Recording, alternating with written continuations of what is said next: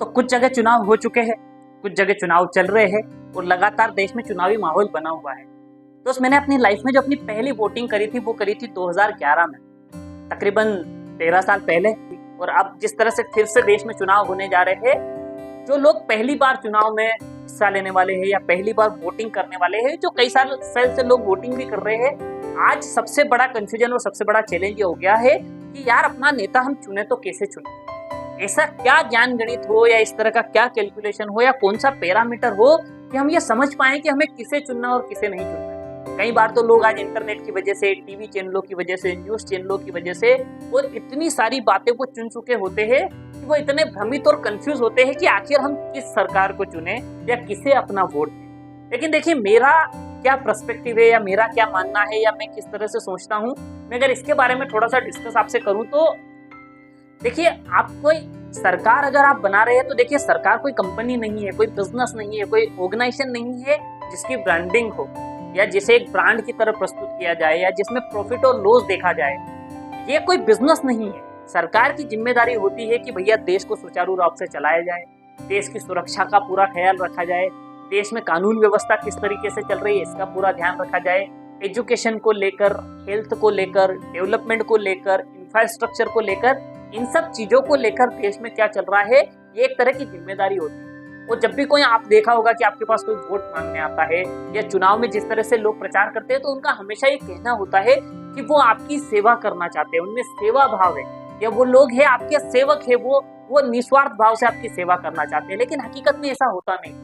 अधिकांश लोगों को देखिए कि चुनाव के पहले ये हालत होती है कि वो बड़ा झुक के, बड़े आदर के साथ आपसे वोट मांगने आते हैं, लेकिन कुछ समय बाद जब आप अपनी समस्याएं लेकर उनके पास जाते हैं तो शायद उनके समाधान आपको नहीं मिलते होंगे। कई बार आपने देखा होगा कि एक नॉर्मल फैमिली से आया, नॉर्मल सा व्यक्ति चुनाव जीत गया, लेकिन उसके बाद आपने देखा होगा कि करोड़ों के घोटाले सामने निकल कर आते हैं, किसी के ऊपर कोई कानूनी आपराधिक केस चल रहे होते हैं। तो इस तरीके की चीजें आपको देखने को, सुनने को मिलती होगी। तो ऐसे में हमें भी समझ में नहीं आता कि यार हमने जिन लोगों को चुना है, जो लोग आए थे कि हम आपकी सेवा करेंगे, आज वही लोग हमारे साथ भ्रष्टाचार कर रहे हैं, वही लोग हमारे पैसे का गलत इस्तेमाल कर रहे हैं, वही लोग टैक्स पेयर के पैसे को गलत चीजों में इन्वेस्ट करके अपना लाभ उठा रहे हैं। तो दोस्त, इस तरीके की चीजें ना हो, इसके लिए क्या करें? देखिए, मेरा सबसे पहला तो ये मानना है कि चुनाव में अगर आप वोटिंग कर रहे हैं तो आपकी वोटिंग का पूरा फोकस व्यक्तिगत होना है, न कि पार्टी वाइज कि नहीं फला पार्टी बहुत अच्छा कर रही है तो हम इसको ही वोट देंगे, फिर उसने किसी गधे कैंडिडेट को भी खड़ा करा हो तो इससे कोई फर्क नहीं पड़ता। दोस्त, ऐसा नहीं है। आप देखिए कि आपके क्षेत्र में जो लोग खड़े हुए हैं उनकी छवि किस तरीके की, उनका काम करने का तरीका किस तरीके का है, उनका जो इतिहास रहा है वो किस तरीके का रहा है, उन लोगों के ऊपर कोई आपराधिक केस तो नहीं चल रहे हैं, उन लोगों का भ्रष्टाचार का ट्रैक रिकॉर्ड तो नहीं है, या वो लोग गुंडागर्दी और गैर सामाजिक चीजों में तो कहीं लिप्त नहीं है। आप वो सब चीजें एनालाइज करिए, उन सब चीजों के बारे में जानिए, थोड़ा पता करने की कोशिश करिए। जब आप ये सब थोड़ा सा समय निवेश करके पता करेंगे तो इंडिविजुअली सभी पार्टियों को साइड में रख के या ब्रांडिंग को साइड में रख के या व्यक्तिगत चीजों को अपने से थोड़ा सा साइड करके आप जो कैंडिडेट खड़ा हुआ है उसके बारे में पता करिए कि आप जिस कैंडिडेट को जिताने जा रहे हैं, क्या वो कैंडिडेट इस काबिल है कि वो आपकी परेशानियों को समझ के उनका समाधान कर सकेगा। जो कैंडिडेट आपके क्षेत्र में खड़ा हुआ है, क्या उसके पास वो विजन है, क्या वो सोच है कि वो आगे जिस तरीके के विकास की आवश्यकता है उन पर काम कर सकेगा। एजुकेशन को लेकर उसका क्या पर्सपेक्टिव है, हेल्थ सेक्टर को लेकर उसका क्या पर्सपेक्टिव है, इंफ्रास्ट्रक्चर को लेकर उसका क्या पर्सपेक्टिव है, वो क्या सोच रखता है आपके क्षेत्र को आगे बढ़ाने को लेकर। इन सब पहलुओं पर अगर आप ध्यान करेंगे तो आप एक सही कैंडिडेट को चुन सकते हो। फिर वो XYZ ABCD किसी भी पार्टी से, उससे कोई फर्क नहीं पड़ता। आपको ये समझना पड़ेगा कि क्या ये उस लायक आदमी है कि वो कर पाएगा।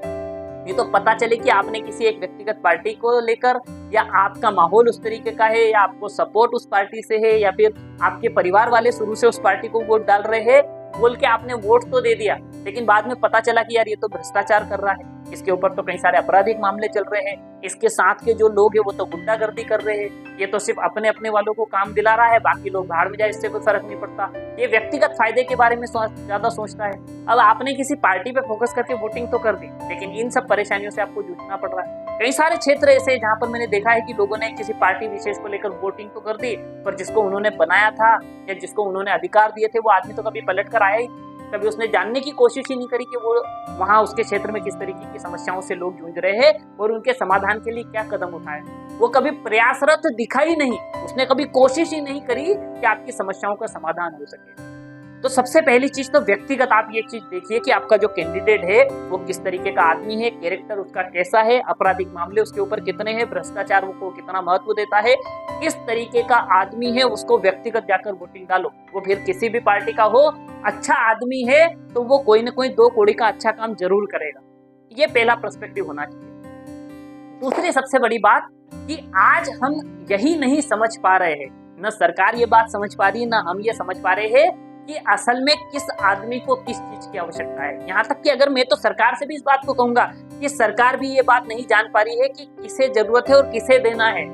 आज सरकार ये नहीं समझ पा रही है कि भैया किसको फ्री की एजुकेशन की जरूरत है, किसको स्कॉलरशिप की जरूरत है, किस आदमी को संसाधनों की जरूरत है। एक ऐसा आदमी जिसके घर में 50,000 रुपए महीने की सैलरी आ रही है, वेल सेटल्ड घर है, कोई लाइबिलिटी नहीं है, उस आदमी के बच्चे की फीस भी माफ हो रही है, उसको स्कॉलरशिप भी मिल रही है, उसको फ्री कोटे में कहीं ना कहीं एडमिशन भी मिल जा रहे हैं। लेकिन एक ऐसा आदमी जिसको घर चलाना मुश्किल है, जिसके पास अपने 2 वक्त के खाने के पैसे नहीं है, उसके बेटे को एडमिशन के लिए भी पैसे भरना पड़ रहे हैं, एग्जाम के लिए भी पैसे भरना पड़ रहे हैं, फीस भी भरना पड़ रही है, स्कॉलरशिप भी नहीं मिल रही है और कोई संसाधन नहीं है। तो हम अभी तक यही क्लियर नहीं कर पा रहे हैं हकीकत में तो जरूरतमंद है कौन। मतलब आप सोच कर देखिए कि जिसके दोनों पैर सलामत है, आप उसको बैसाखी बांटे जा रहे हैं। क्या करेगा वो बैसाखी का? उसके तो दोनों पैर सलामत है। वो लंगड़ा आदमी पर आपका ध्यान ही नहीं जा रहा है जिसको सच में बैसाखी की जरूरत है। तो यहाँ सबसे बड़ी कमी और कमजोरी मुझे नजर आती है सरकार की, कि सरकार ये तय ही नहीं कर पा रही है कि असली जरूरतमंद है कौन, किसे दिया जाना चाहिए, किसे मिलना चाहिए। और ये तो मेरे सामने के हजारों उदाहरण है जहां पर जिन्हें मिल रहा है उन्हें असल में जरूरत ही नहीं है, और जिसे मिलना चाहिए उस तक चीजें पहुंच ही नहीं रही। तो आपको ये बात समझनी पड़ेगी। मुद्दे क्या है भाई? मुझे एक बात समझ में नहीं आ रही, आज इतनी सारी सरकार इतने सारे ऑफर निकाल रही है। अरे आप कोई प्रोडक्ट बेच रहे हो, आप कोई कंपनी चला रहे हो, आप कौन सी स्कीमें चला रहे हो? भाई कोई कंपनी चलाता, आज जियो वाला बोलता है कि मैं साल भर फ्री दूंगा, भाई वो कंपनी चला रहा है, मालिक है, उसको बिजनेस ग्रो करना है और कल वो आपसे कमा लेगा क्योंकि उसका बिजनेसमैन माइंड है, बिजनेसमैन है। सरकार बिजनेस थोड़ी है। आपकी तो काम है कि बुनियादी जरूरतें पूरी हो, हम ये बांट देंगे, हम वो दे देंगे, हम ये। आपको क्या चाहिए आप ये तो समझिए। भाई देश में सबसे महत्वपूर्ण चीज एजुकेशन फ्री होना चाहिए, लेकिन आज देखिए एजुकेशन की हालत कितनी ज्यादा खराब है। आज स्कूल कॉलेजेस की फीस के बारे में पता करिए, उनके एडमिशन सिस्टम के बारे में पता चलिए, कितनी महंगी हो गई है एजुकेशन की। एक नॉर्मल और साधारण व्यक्ति तो अपने बच्चों को अच्छे स्कूल में पढ़ाने के बारे में सोच ही नहीं सकता। यहाँ पर कोई पाबंदी नहीं लगाई जा सकती, धड़ल्ले से रजिस्ट्रेशन बांटे जा रहे हैं। आप लिमिट सेट कर दीजिए ना कि भैया वो कितना भी बड़ा स्कूल हो, कितनी भी फैसिलिटी देता हो, इससे ज्यादा वो ले नहीं सकता, इससे ज्यादा वो कर नहीं सकता। गवर्नमेंट की तरफ से उसको एक्स्ट्रा कि हम पे करेंगे। सरकारी स्कूल अगर नहीं चल रहे हैं तो वही पैसा उधर डाइवर्ट किया जा सकता है कि भाई आपके पास यहाँ इतने बच्चे नहीं है तो आप डाइवर्ट करके उनको वो फैसिलिटी देकर वहां कम पैसे में करवा दीजिए। दूसरी सबसे बड़ी बात हेल्थ होती है। हेल्थ को लेकर क्या हो रहा है आज आप जाकर देखिए सर, आज आप दवाई गोली खरीदने जाइए, किसी अच्छी कंपनी की मेडिसिन आप लेने जाएंगे ना तो कब 500, 1000 और 5000 का बिल बन जाएगा आपको पता ही नहीं चलेगा। तो आप जाइए, आप जाकर 2-4 टेस्ट कराएंगे तो कब 2-4, 5,000 का बिल बन जाएगा आपको पता ही नहीं चलेगा। अगर गलती से आपका बच्चा बीमार है तो आपको 15-20 हजार खर्च होने में 15-20 मिनट लगते हैं। इतने महंगी चीजें और इतने महंगे टेस्ट कराने होते हैं। और जहाँ पर एक तरफ ये कहा जाता है कि भैया आपको इलाज मुफ्त में दिया जाता है, तो अगर मैं मेरे ही शहर की बात करूँ तो भैया वो कार्ड और वो सुविधाएं सरकारी हॉस्पिटल में वैलिड है। वहाँ तो पहले भी फ्री में इलाज होता था। कुछ मेडिकल कॉलेजेस में है, भैया मेडिकल कॉलेजेस को तो ट्राई एंड एरर के लिए पेशेंट चाहिए ही होते हैं, तो भैया वहाँ पर वो चीजें वैलिड है कि भैया इधर से नहीं तो उधर से गवर्नमेंट से पैसा ले लेंगे। पर जिन हॉस्पिटल्स में यहाँ जहाँ पर बुनियादी सुविधाएं हैं, जहाँ पर थोड़ी सी सर्विस अच्छी है, जहाँ पर थोड़ी सी फैसिलिटी अच्छी है, वो तो इन कार्ड को और इन सुविधाओं को एक्सेप्ट ही नहीं करते।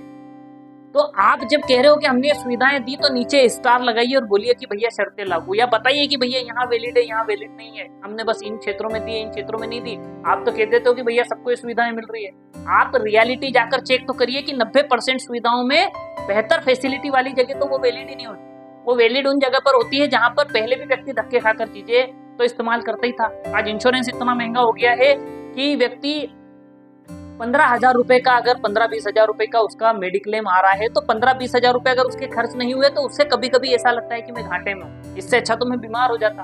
तो जब इतनी ज्यादा चीजें हैं, बेसिक जरूरतें पूरी अगर नहीं हो रही है तो सबसे ज्यादा फोकस आपको इन बेसिक चीजों के ऊपर करना चाहिए कि भैया ये बुनियादी सुविधाएं हमारा कैंडिडेट हमारे लिए करेगा या नहीं करेगा। बाकी फिर वो आपको कुछ भी नहीं देता। अगर एजुकेशन अच्छी है तो आप करियर बना लेंगे कहीं ना कहीं। अगर आपकी हेल्थ अच्छी है या हेल्थ को लेकर आपका मोटा पैसा बच रहा है तो आप मजदूरी करके भी पैसा कमा लेंगे 2 रोटी का। तो आप उसकी व्यवस्था तो खुद कर लेंगे, पर ये बेसिक जरूरतें क्या पूरी कर पाएगा आपका कैंडिडेट और आपकी गवर्नमेंट, इसके ऊपर आपको फोकस करना चाहिए। तो दोस्त मैं तो यही कहूंगा कि आप व्यक्तिगत तौर पर चुनाव को लेना सीखिए, व्यक्तिगत तौर पर कैंडिडेट को समझे जो आपके सामने आपके क्षेत्र के लिए खड़ा हुआ है। क्या वो कैंडिडेट सक्षम है आपकी समस्याओं के समाधान करने के लिए? क्या वो सीरियस है, आएगा आपकी समस्या को समझेगा, उसको कोशिश करेगा उस समस्या का एक बेहतर ऑप्शन और बेहतर समाधान सुझाने का? अगर इस तरीके के कैंडिडेट है तो आप बेशक उन्हें भरपूर वोट दीजिए और उन्हें जिताइए। लेकिन अगर ऐसे कैंडिडेट का अभाव है तो आप जाकर कहिए, आप जाकर बोलिए कि हम एक्सेप्ट नहीं करेंगे। अगर आपको पता है कि आपका कैंडिडेट भ्रष्टाचार है तो रिजेक्ट करिए, लात मारिए। आपको लगता है कि आप इसने घोटाले करे हैं तो क्यों उस कैंडिडेट को चूज कर रहे हैं? अगर इसके ऊपर बलात्कार का केस है, वो प्रूव हुआ है, साबित हो गया है, उसके बाद भी ये केस है उस पदवी पर, और उसे वोट देकर आप कैसे जिता सकते हैं? सिर्फ इसलिए कि वो किसी एक अच्छी पार्टी से जाकर वोट मांग रहा है, वो होना ही नहीं चाहिए। अगर कैंडिडेट अच्छा नहीं है तो किसी भी शर्त पर उसे एक्सेप्ट मत करिए। अगली बार जब कोई कैंडिडेट खड़ा होगा तो उसे पता होना चाहिए कि आप लोग उससे क्या चाह रहे हैं। अगर उसमें वो चीजें होगी तो ही वो आके खड़ा होगा, वरना वो आपके सामने आके खड़ा ना हो सके। ये आपको याद दिलाना होगा, इसके लिए आपको एफर्ट डालकर बताना होगा कि भैया तुम अगर भ्रष्टाचारी हो, तुम गैर कानूनी चीजों में लुप्त हो, तुम तुम्हारे लोगों के फायदे के बारे में सोच रहे हो, तुम बुनियादी सुविधाओं उपलब्ध नहीं करा सकते, तो तुम अगली बार आकर खड़े ही नहीं हो सकते वोट में। ये बात हर कैंडिडेट के अंदर उनके दिमाग में जाना चाहिए। उसे ये बात क्लियर होना चाहिए कि भैया अगर मैं इनकी सुविधाएं, इनकी समस्याओं के लिए कुछ नहीं करूंगा तो ये मुझे चुनेंगे ही नहीं, वो आकर खड़ा ही ना हो। धीरे धीरे अगर आप इन चीजों पर काम करोगे तो आगे आने वाले कैंडिडेट इस बात का ध्यान रखेंगे। भाई अगर आर्मी ये कहे कि भैया हम तो 6 फुट के नीचे बंदे को लेंगे ही नहीं, तो क्या 6 फुट नीचे का बंदा वहां जाएगा? क्योंकि उसको पहले से पता होगा कि भैया मुझे तो भगा देंगे क्योंकि मेरी हाइट तो 6 फुट से कम है। तो वैसे ही अगर कैंडिडेट को ये बात पता होगी कि अगर मैं भ्रष्टाचारी हूं तो भैया ये एक्सेप्ट नहीं करेंगे, मेरे ऊपर आपराधिक मामले हैं तो ये एक्सेप्ट नहीं करेंगे, मैं गुंडागर्दी और गैर सामाजिक चीजों में लिप्त हूं तो ये मुझे एक्सेप्ट नहीं करेंगे। तो दोस्त इन सब चीजों के ऊपर ध्यान दीजिए और फिर जाकर वोट डालिए। आपकी वोटिंग अच्छी होगी, क्लीन होगी, अपने अधिकार और जिम्मेदारी का इस्तेमाल सही होगा और अच्छे कैंडिडेट चुनकर आएंगे तो समाज का, देश का और लोगों का विकास होगा। और ये सबसे बड़ी महत्वपूर्ण चीज है। और इन चीजों के ऊपर आवाज उठाइए, क्योंकि बड़ा नेता है, बड़ा पैसा है, वो तो विदेश में अपने बच्चों को पढ़ा लेगा। उससे कहीं बीमारी होगी तो अच्छे से अच्छे स्कूल कॉलेज और जरूरत पड़ी तो विदेश में जाकर इलाज करा लेगा। उसे पर्यावरण से कोई नुकसान हुआ तो उसके पास इतने पैसे है कि घर पे 100 पौधे लगाकर, ऐसी जगह खरीदकर, ऐसी जमीन खरीदकर वहां घर बना लेगा। लेकिन हमारा क्या, आम लोगों का क्या, जिनके पास बेसिक जरूरतें नहीं है उनका क्या? तो आपको इन चीजों के ऊपर काम करना है और इन चीजों के ऊपर ही सवाल करने हैं कि भैया जो बुनियादी चीज है हमें वो फ्री चाहिए, बाकी कुछ मत दो। इन चीजों के ऊपर काम करिए। आपको अगर मान लो मैं आपके अकाउंट में 2 लाख रुपए डालूं और फिर मैं आपसे कहूंगा इलाज कराना है तो 5 लाख देना पड़ेगा, तो आप बेवकूफ है।